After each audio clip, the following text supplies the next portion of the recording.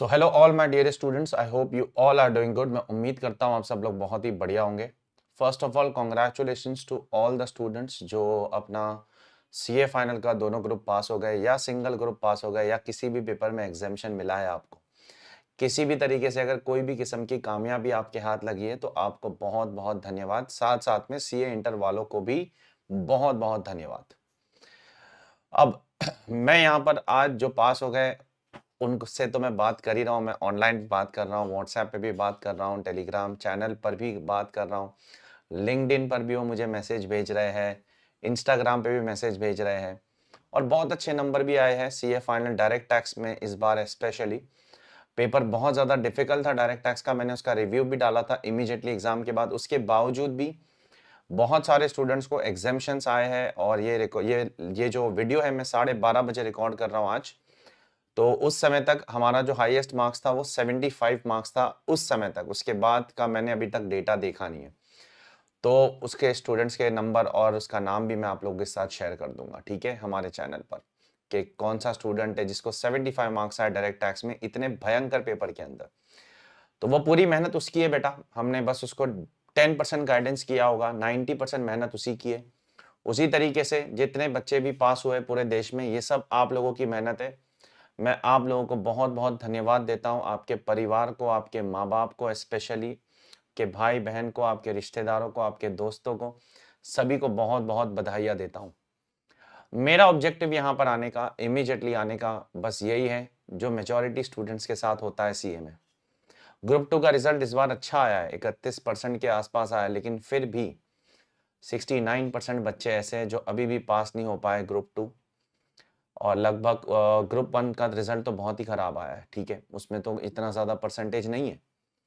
तो मेरा ऑब्जेक्टिव बस वही है, मैं हमेशा अपने जो मेरे बच्चे हैं वो जो डूब रहे हैं उनका हमेशा साथ देने में बिलीव करता हूँ। जो पास हो रहे हैं उनको तो साथ दूंगा ही मैं, और उनका तो सब साथ देंगे, लेकिन मैं उन लोगों को साथ देने में बिलीव करता हूँ जो बहुत तकलीफ में है। मुझे पता है एक सीए स्टूडेंट कितनी तकलीफ में होता है जब वो फेल होता है। मैं अपने एक्सपीरियंस से नहीं बता रहा हूँ, मैं खुद फेल हुआ हूँ इसलिए नहीं बता रहा हूँ, मैं नहीं फेल हुआ कभी, मैं पास हो गया भगवान की कृपा से हमेशा पहले अटेम्प्ट में। मैं अपने उस एक्सपीरियंस से बता रहा हूँ जो पिछले 12 साल से मैं देख रहा हूँ, बच्चों के आंखों में जो पीड़ा देख रहा हूँ, मैं जो दुख देख रहा हूँ दिल में, उससे मैं बता रहा हूँ। देखो ये बहुत ही कठिन समय है आपके लिए अगर आप पास नहीं हुए हैं तो, बहुत ही दुखद समय है आपके लिए, बट इससे बाहर आना पड़ेगा आपको, इससे उभरना पड़ेगा आपको। इससे उभरने वाले को ही चैंपियन बोला जाता है बेटा। ऐसे कितने स्टूडेंट्स हैं जो जनवरी में जब रिजल्ट आया था 10th जनवरी को, बहुत सारे स्टूडेंट्स ऐसे थे जो मुझे बोल रहे थे सर मैंने तो बहुत अच्छा पेपर लिखा था, सर मुझे तो पूरी उम्मीद थी मैं पास हो जाऊंगा, लेकिन वो नहीं हो पाए किसी कारण की वजह से पिछले अटेम्प्ट में। मैंने उनको तभी भी यही बोला था, बेटा आपको हिम्मत नहीं हारनी है, आपको आपके कदम पीछे नहीं लेने हैं, आपको आपके कदम आगे लेने हैं सही डायरेक्शन में।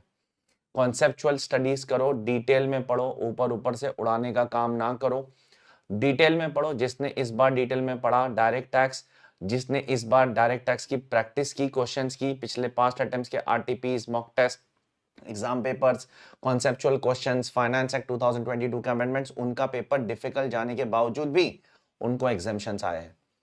कितने बच्चे तो ऐसे थे जो बोलते हैं कि सर मैं तो फेल होने वाला हूँ, सर सवाल ही नहीं होता है डीटी में पास हो, उसको 67 68 नंबर आए हैं। ये मैं नहीं बोल रहा हूँ, बच्चे के स्क्रीनशॉट बोल रहे हैं जो मैंने शेयर किया है, जो ग्रुप में भी शेयर किया है और 2-3 जगह पर शेयर किया है। तो मैं बस इतना ही बोलना चाहता हूँ आप लोगों से कि वो बच्चे जो पिछले अटेम्प्ट में बुरी तरीके से फेल हुए थे, उम्मीद नहीं थी उनको फेल होने की, लेकिन फिर भी फेल हो गए, उनको मैंने बस ये सांत्वना दिया, मैंने उनको ये आश्वासन दिया कि आप पढ़ाई करो, मैं आपके साथ हूँ, आप मेहनत करो, मेहनत करो, मेहनत करो, हिम्मत ना हारो। सीए में मैक्सिमम लोग फेल ही होते, मैक्सिमम लोग पास नहीं होते। देयरफॉर अब देखो उनमें से मैक्सिमम लोग इस अटेम्प्ट में पास हो गए। तो आप अगर इस अटेम्प्ट में किसी कारण की वजह से नहीं पास हो पाए बेटा, तो आप उसका संज्ञान लीजिए कि आपसे कहाँ पर गलती हो रही है, कहाँ मिस्टेक हो रही है, आपने क्या गलत किया, क्या क्या चीज पिछले अटेम्प्ट में आपने छोड़ दी, या आपने सब कुछ सही किया, तो फिर आप कहाँ से गलती कर रहे हो भाई। आप अपना पेपर मंगवाइए, सर्टिफाइड कॉपी कॉपी निकाल के उसको चेक करिए, देखिए इंस्टीट्यूट के सजेस्टेड आंसर से मैच कीजिए। लेकिन बस इतना ही बोलना चाहता हूँ कि हिम्मत मत हारिए ना, प्लीज बेटा हिम्मत नहीं हारना। दुख होगा आपको, नो डाउट, आप जो दुख में हो, मुझे बहुत आसान है बोलना 5 मिनट का वीडियो बनाना चले जाना, मेरे लिए बहुत आसान है, दोस्तों के लिए बहुत आसान है, लेकिन जिस पर ये बीत रही है उसको पता है ये क्या है। लेकिन इसी चीज को तो फेस करने आना चाहिए सीए में, कि अगर आप नहीं पास हो पा रहे तो आप कैसे बाहर निकलोगे उस सिचुएशन से, आप कैसे उसको पजल है, एक पजल में अगर इंसान फंस जाता है तो पजल छोड़ना नहीं चाहिए, उस पजल को ठान लेना चाहिए कि मैं सॉल्व करके रहूंगा। बस इतना ही बोलना चाहता था। मैं आप लोगों को एक किस्म का एक कॉन्फिडेंस देना चाहता हूं कि आप लोग जरूर पास होंगे, डोंट वरी। नवंबर 23 का रिजल्ट इस अटेम्प्ट से भी अच्छा होगा, क्योंकि लास्ट अटेम्प्ट है ओल्ड कोर्स का। इंस्टीट्यूट और बेटर रिजल्ट लाएगा। जैसे इस अटेम्प्ट में इंस्टीट्यूट ने बहुत सारे लोगों को ग्रुप 2 में निकाल दिया, वैसे अगले अटेम्प्ट में भी हाई चांसेस है कि रिजल्ट अच्छा आएगा। बट वो सारी चीजें हम अपने कंट्रोल में नहीं है। पॉजिटिव फ्रेम ऑफ माइंड बनाने के लिए वो सारी चीजें अच्छी लगती है। हमारे कंट्रोल में हमारे एफर्ट्स है। अगले 3 महीने जो बचे हैं आपके पास बेटा, 3 से 3.5 महीने लगभग, क्योंकि इस बार रिजल्ट जल्दी आ गया, तो अब अभी लगभग आपके पास 3.5 से 3.25 4 महीने हैं। उसमें पूरी मेहनत कीजिए, पूरी ताकत लगाइए, पूरा एफर्ट डाल दीजिए, और देखो अब जरूर अच्छे नंबरों से पास होंगे बेटा। अब आप लोगों को जो पास नहीं हो पाए, जिनको नवंबर 2023 में ग्रुप 2 देना है, तो वो लोग सवाल पूछेंगे सर हम क्या करें। देखो, अगर आपके कॉन्सेप्ट्स ठीक ठाक है तो आपको कुछ करने की जरूरत नहीं है। जो आपने अब तक पढ़ा है बस वही पढ़िए और बस आगे बढ़िए। सर अमेंडमेंट्स में कुछ नहीं, बस मई 2023 की जो आपने बुक्स पढ़ी थी उसमें बस आईसीआई का सप्लीमेंट्री करना है आपको, ठीक है, और कुछ भी एक्स्ट्रा नहीं है। मई 2023 का syllabus same to same, plus बस एक आईसीआई की सप्लीमेंट्री आपको करना है, जो बस 3-4 पेज की है। उसके ऊपर भी मैंने वीडियो डाल दिया है ऑलरेडी, आप यूट्यूब पे से देख लेना। पिछले 1 हफ्ते में ही डाला था, पिछले 10 दिन में डाला था। इसके ऊपर मैंने वीडियो डाल दिया है। बस 2 ही पेज की सप्लीमेंट्री है, ज्यादा कुछ नहीं। बस इतना ही अमेंडमेंट इंस्टीट्यूट ने अलग से इनकॉर्पोरेट किया है, जो नवंबर 2023 वालों के लिए, ठीक है। इसके अलावा आपको कुछ अलग से और कुछ नहीं करना है। और आपको अभी एक और चीज पेंडिंग है जो अब तक इंस्टीट्यूट की तरफ से आई नहीं है, ये डन है, ये इंस्टीट्यूट ने लेकर आ गया, हम लोग ने भी वीडियो बनाकर डाल दिया, ठीक है। 15 मिनट का वीडियो है, ज्यादा नहीं है, उसमें पूरा अमेंडमेंट कवर हो जाएगा। उसके अलावा मई 23 का सिलेबस जो है वही एप्लीकेबल है नवंबर 23 का। पेंडिंग क्या चीज है सर?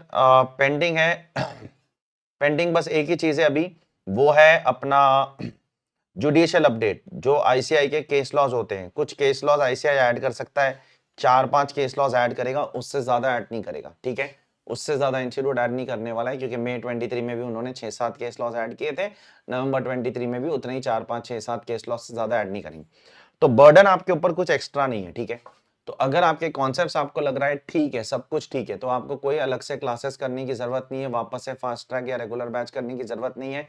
लेकिन अगर आपको लग रहा है कि नहीं मेरे तो कॉन्सेप्ट्स ही बेकार है, उसीलिए मैं पास नहीं हो पा रहा हूँ, तो मैं रेकमेंड करूंगा आपको कि आप एक फास्ट ट्रैक बैच कर लो।